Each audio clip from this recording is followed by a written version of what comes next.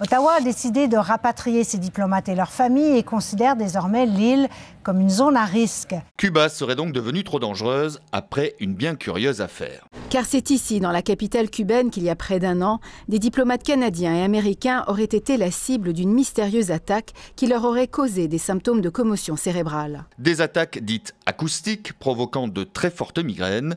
Mais pourquoi alors attendre un an pour les rapatrier? Ce que je trouve de pas rassurant, c'est le fait qu'on ait traité les gens qui ont été affectés, qu'on leur ait pas donné plus d'appui que ça. Et le mystère est toujours entier. Il y a de la friture sur la ligne. Ce matin, on découvre que Proximus écoutait les conversations téléphoniques. Encore mieux, l'opérateur téléphonique reconnaît avoir joué les grandes oreilles. Oui, en 2017 et 2018, une vingtaine d'enregistrements de conversations ont eu lieu sur des lignes fixes avec l'accord de clients qui se plaignaient de la qualité de la ligne. Sur écoute aussi une partie du personnel. Avec leur permission, ont été enregistrés pour pouvoir faire des tests de qualité. Et tout est légal. La Commission de la protection de la vie privée n'a pour le moment rien de concret à reprocher à Proximus. Elle rappelle que les opérateurs téléphoniques ont le droit d'écouter et d'enregistrer à certaines conditions.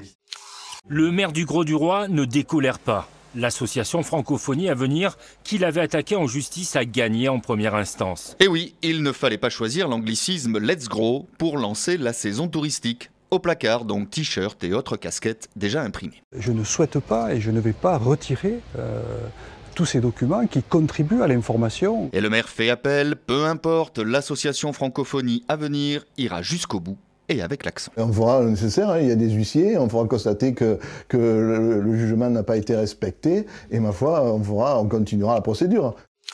Ce premier contact avec l'armée est clair, le compte à rebours est lancé. On va tout faire en sorte que ça se passe bien, mais oui, il y a pas mal de pression. Qu'est-ce qui vous inquiète ?